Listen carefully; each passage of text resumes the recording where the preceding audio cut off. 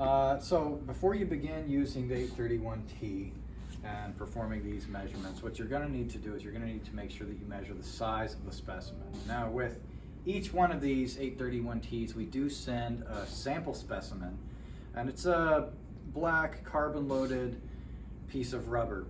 And so it's just to make sure that everything is operating properly. So we're going to first measure the width, and so that's what we'll do. We write down whatever the measurement is. In this case, it's about 7.5 centimeters.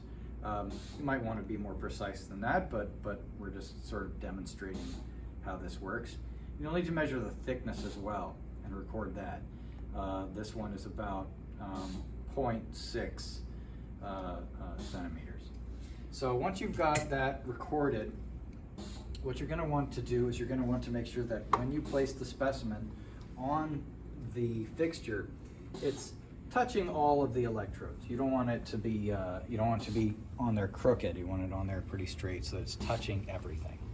The center two electrodes, the more pointy ones, are going to be measuring the voltage drop, and the ones on the outside are going to be measuring the current. So what we're going to do is we're going to place the weight on there, and that just holds the specimen in place and holds it down. 1 meter, we're going to configure to measure voltage drop. And so you can do this in millivolts or in volts, whatever is appropriate for what you're going to be measuring. The other one is going to be set up to measure current. And I've set this one to measure the low current range, which means that the knob is going to be needing to point to the low current on my meter.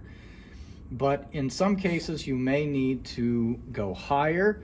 In that case, you would both move over the cord to the higher range and change the knob setting. Many people forget to do one or the other, and as a result, get incorrect measurements, or they think that they're not getting any current at all.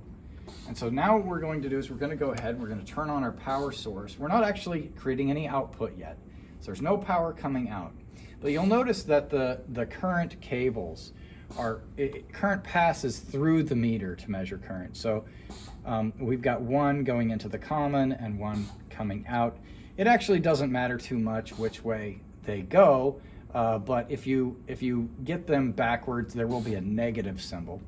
That's okay. You don't need to write the negative down when you perform your calculations.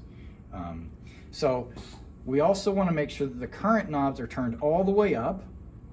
Now we haven't turned on any power yet, but we're going to turn the knobs all the way up, and that's because there are resistors in each of these potentiometers, and we're removing them by turning them all the way up. But the voltage needs to be all the way down, and that's before you turn on any output. So now that I've done that, I'm going to turn on the output, and I'm going to gradually turn up the voltage until we start getting some readings here. So I do have current readings showing up, and I want to turn it up until I get to about 0.1 watt. If you multiply the current times the voltage, that will get you your wattage. And from there, I want to make sure that I'm going to press hold on both of the meters.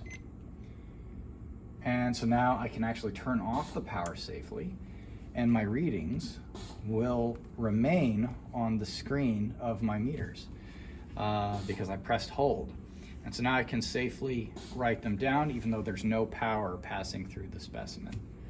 And from there you can perform the calculations. All right?